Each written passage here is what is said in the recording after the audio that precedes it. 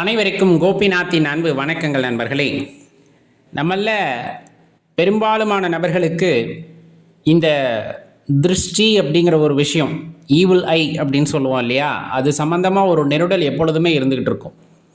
அப்படி திருஷ்டி பாதிப்பு அதிகமாக இருந்தால் நம்ம உடம்பில் அல்லது நம்மளோட சுற்றி இருக்க அந்த சூழ்நிலைகளில் என்ன மாற்றம் இருக்கும் அப்படிங்கிறத முதல்ல பார்த்துட்டு அதுக்கு என்ன பண்ணலாம், வீட்டில் இருக்க பொருளை வச்சே என்ன பண்ணலாம் அப்படிங்கிறதையும் பார்க்கலாம். இன்னும் சொல்லப்போனால் முழுமையாக ஆன்மீகத்துக்குள்ளே போயிட்டோம் அப்படிங்கிற பட்சத்தில் இது எப்போவுமே நம்ம கண்டுக்க மாட்டோம். இருந்தாலும் இயல்பான வாழ்க்கையில் இருக்கவங்க இதையும் கொஞ்சம் பார்த்துக்க வேண்டியதும் இருக்குது அப்படிங்கிறதையும் தெரிஞ்சுக்கலாம்.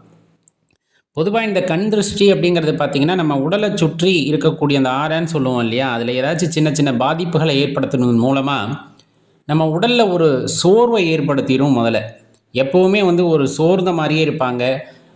உடல் கை கால் வலி ரொம்ப அதிகமாக இருக்க மாதிரி ஒரு உணர்வு ஏற்படும். உடம்பு சரியில்லாமல் போகிறப்ப இருக்கிறதுங்கிறது வேற. எப்போவுமே அசந்து அசந்து போய் உட்கார்ற மாதிரி ஒரு சூழ்நிலை வருது அப்படின்னா, அது உடம்புல ஊட்டச்சத்து குறைபாடாக இருக்கலாம். அதுவும் நல்லா இருக்கிற பட்சத்தில் ரொம்ப சுணங்கி போகிறோம் அப்படின்னாலே திருஷ்டி பாதிப்பு இருக்குது அப்படிங்கிறத தெளிவாக தெரிஞ்சுக்கணும். அதே போல் மனம் ஏதாவது குழப்பத்திலேயே இருக்கும். சாதாரணமாக நம்ம குழம்புறோம் அப்படிங்கிறது வேற. அந்த குழப்பத்திலிருந்து நம்மளால் வெளிவரவே முடியாது. தேவையில்லாத எண்ணங்கள், நம்மளோட இயல்பான குணமே அதுவாக இருக்காது. ஆனால் தேவையில்லாமல் யோசிக்கிறது, தப்பு தப்பாக யோசிக்கிறது, என்ன சொல்கிறது, இன்னும் ரொம்ப சிந்தனைகள் நம்மை மீறி செல்லும். அந்த மாதிரியெல்லாம் இருக்குது. அப்படிங்கிற பட்சத்தில் நம்ம தெளிவாக தெரிஞ்சுக்கணும், நம்ம எதிர்மறை ஆற்றலால் பாதிக்கப்பட்டு இருக்கின்றோம் அப்படிங்கிறத புரிஞ்சுக்கணும். இப்போ வீட்டில் அப்படின்னு எடுத்துக்கிட்டால் நல்லா தெரியும், அந்த எதிர்மறை ஆற்றல் அதிகமாக இருக்குது. அப்படிங்கிற பட்சத்திலேயே வீட்டில் நிறைய ஒட்டடை அண்ட ஆரம்பிக்கும். ஒரு துர்நாற்றம் வீசுவது போல் ஒரு உணர்வு வீட்டில் ஏற்படும். நம்ம வீட்டுக்குள்ளே போயிட்டு வர்றோம் அப்படிங்கிற பட்சத்தில் அடிக்கடி நிலகாலில் நிலைவாசல் இருக்கு இல்லையா, அதில் கால் தட்டி தட்டி விடும். இந்த மாதிரி சில விஷயங்களை கவனிச்சிங்கன்னா தெரியும், நிறைய எதிர்மறை ஆற்றல் வீட்டில் குடிகொள்ளுது. அப்படிங்கும் போது இந்த மாதிரி விஷயங்கள் எல்லாமே அறிகுறிகளாக நமக்கு தெரிய வரும். எடுத்த காரியம் எதுவுமே சட்டுன்னு முடியாது. நல்ல கடின உழைப்பாளிகளாக தான் இருப்பாங்க. சொல்லப்போனால் அவங்களோட உழைப்புக்கு ஈடாக வேறு யாரும் உழைக்க முடியாது அப்படிங்கிற மாதிரி இருப்பாங்க. ஆனால் அதற்கு உண்டான அந்த கூலி அப்படிங்கிறது அவங்களுக்கு கிடைக்காது, வெற்றி அப்படிங்கிறது கிடைக்காது. எல்லாமே தட்டி தட்டி போய்கிட்டு இருக்கும். இது பிறர் செய்கிற என்ன சொல்கிறதுனா சூழ்ச்சி அப்படி இப்படின்னு சொன்னாலும் சில விஷயங்கள் திருஷ்டியின் காரணமாக தட்டி போவதுமே உண்டு. அதே போல் வரவேண்டிய பணம் நம்ம கைக்கு வராமல் இருக்கிறது, இன்னும் சில விஷயங்கள் வீட்டில் எதிர்மாறாக நடக்கிறது. சில நேரங்களெல்லாம் பார்த்திங்கன்னா விளக்கு நல்லா எரிஞ்சுக்கிட்டு இருக்கும், அப்படியே மழை ஏறும். இதெல்லாம் ரொம்ப துரதிருஷ்டவசமாகலாம் நம்ம யோசிப்போம், என்னடா அப்படின்ட்டு. வீட்டில் எதிர்மறை ஆற்றல் அப்படின்னு சொல்லக்கூடிய திருஷ்டியோட அளவு அதிகமாகுது அப்படிங்கிறத தான் தெரிஞ்சுக்கணும். இது மூட நம்பிக்கை அப்படிங்கிறவங்க விட்டுட்டு போயிடலாம். ஆனால் இதில் நம்பிக்கை இருக்குது அப்படிங்கிற பட்சத்தில் சில விஷயங்களை செய்யும் போது கண்டிப்பாக இதிலேருந்து வந்துடலாம். இதுக்காக பரிகாரம் செய்கிறேன்ட்டு லட்சக்கணக்கில் ஆயிரக்கணக்கில் எல்லாம் செலவே பண்ணாதீங்க தயவு செஞ்சு. ரொம்ப எளிமையான சில விஷயங்களை வீட்டில் செய்கிறதன் மூலமாகவே நம்ம இந்த திருஷ்டி பாதிப்புலேருந்து வெளியே வந்துடலாம். முதல்ல சொல்லப்படுறது பார்த்தோம் அப்படின்னா, வீட்டில் நல்ல சாம்பிராணி, நல்ல மணமான சாம்பிராணி அடிக்கடி பயன்படுத்துகிறத உறுதி செஞ்சுக்கணும். அதுலேயும் மூலிகை சாம்பிராணி கிடைக்குது அப்படிங்கிற பட்சத்தில் அந்த மூலிகை சாம்பிராணி பயன்பாடு அப்படிங்கிறது நமக்கு பெரிய அளவில் கை கொடுக்கும் அப்படிங்கிறத மறந்துடாதீங்க. திருஷ்டியை போக்குறதுல அதுக்கு முக்கிய பங்கு இருக்குது மூலிகை சாம்பிராணி. அதை பற்றின பதிவும் நம்ம சேனலில் ஏற்கனவே இருக்குது, வேணால் பார்த்து தெரிஞ்சுக்குங்க. அதுக்கப்புறம் ரொம்ப முக்கியமான விஷயம், வீட்டை நல்லா சுத்தப்படுத்திட்டு உப்பு தண்ணீர் இருந்ததுன்னா அதில் நல்லா சுத்தப்படுத்திடணும். அதுக்கப்புறம் பார்த்திங்க அப்படின்னா, நம்ம வீட்டு நிலைவாசல் இருக்குது இல்லையா, அதில் நிலைவாசல் பூஜை செய்யணும் மறக்காமல், பூக்கள் போட்டு. அதே போல் வீட்டில் பூக்களோட பயன்பாட்டை அதிகரிக்கணும். வீட்டில் ஹனுமன் சாலிசா அப்படின்ட்டு ஒரு பாடல் இருக்கும் இல்லையா, அதை பாடுறதோ அல்லது ஒலிக்க விடுவதோ ரொம்ப சிறப்பான விஷயம். எந்த எதிர்மறை ஆற்றலும் உள்ளே தங்காது அப்படிங்கிறத நம்ம தெரிஞ்சுக்கணும். கனகதாரா ஸ்தோத்திரம் பாடல் இருக்குது இல்லையா, அதை தொடர்ந்து வீட்டில் பாடிக்கிட்டு இருந்தாலோ பாடலை ஒலிக்க விட்டாலோ வீட்டில் லக்ஷ்மி கடாட்சம் அதுவாக சேரும் அப்படிங்கிறதையும் தெரிஞ்சுக்கணும். இதில் குறிப்பாக ரொம்ப நம்மளுக்கு கண் திருஷ்டி பாதிப்பு இருக்குது அப்படின்னா, வீட்டில் நம்ம குளிக்கிறோம் அப்படிங்கும்போது குளிக்கிற தண்ணீரில் கையளவு கல்லுப்பு போட்டு அது நல்லா கரைஞ்சதுக்கு அப்புறமா குளிச்சு வர்றீங்க அப்படிங்கும்போது கண் திருஷ்டி பாதிப்பு படிப்படியாக குறைய ஆரம்பிக்கிறத நீங்களே உணர்வீங்க. இல்லை இதையும் மீறி நம்ம செய்யணும்னா வெதுவெதுப்பான தண்ணீரில் கல்லுப்பை கரைச்சி சேர் போட்டு அமைதியாக உட்காந்து காலை உள்ளே வச்சுக்கோங்க. உடலில் இருக்க அந்த எதிர்மறை ஆற்றல்கள் எல்லாம் அதில் கரையிறது போல் நீங்கள் ஒரு உணர்வை ஏற்படுத்திக்கிட்டீங்க, உருவகப்படுத்துறீங்க அப்படின்னா அப்படியே அந்த திருஷ்டி பாதிப்புகள் எல்லாம் அதன் மூலமாக குறையும்.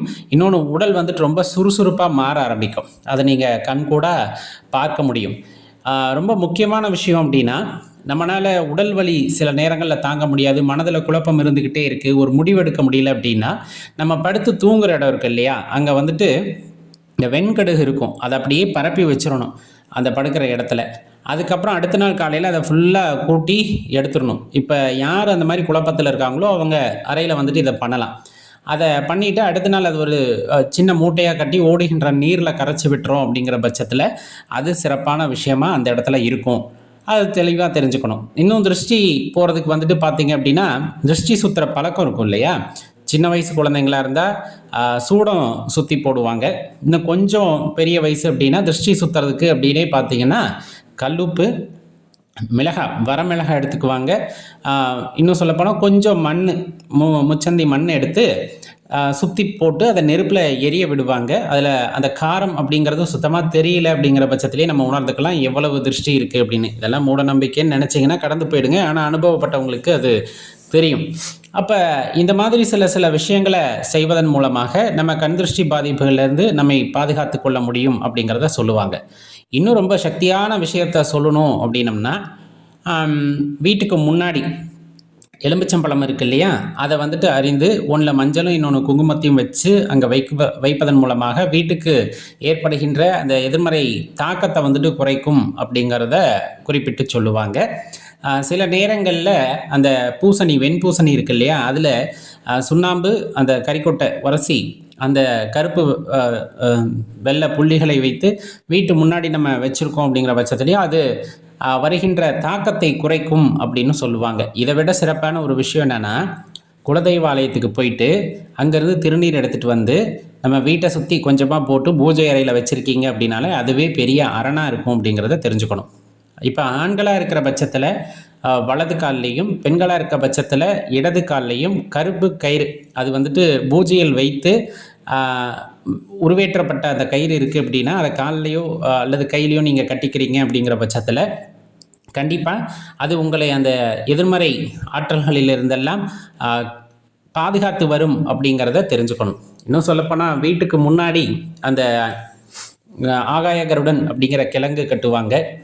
அது கட்டுறதன் மூலமாகவும் திருஷ்டி பாதிப்பிலிருந்து நம்ம பாதுகாத்து கொள்ள முடியும் அப்படின்னு சொல்லுவாங்க. கற்றாழை, சோத்து கற்றாழை இருக்கு இல்லையா, அந்த கற்றாழையை வீட்டுக்கு முன்னாடி கட்டி விடுறோம் அப்படிங்கும் போதும் கண் திருஷ்டி பாதிப்புகள்லேருந்து அது நம்மை பாதுகாத்து வரும் அப்படிங்கிறதெல்லாம் சொல்லப்படும். இந்த மாதிரி நிறைய விஷயங்களில் நமக்கு எது உகந்ததோ அதை செய்யலாம். இல்லையா, வீட்டு வரவேற்பறையில் ஒரு கண்ணாடி டம்ளரில் தண்ணி ஊற்றி அதில் கொஞ்சமாக கல்லுப்பு நீங்கள் போட்டு வச்சுட்டாலும் அது அங்கே இருக்கக்கூடிய எதிர்மறை ஆற்றல்களை ஈர்த்து கொள்ளும். அடுத்த நாள் நம்ம கையில் படாமல் கொண்டு போய் அதை கீழே ஊற்றிடணும்.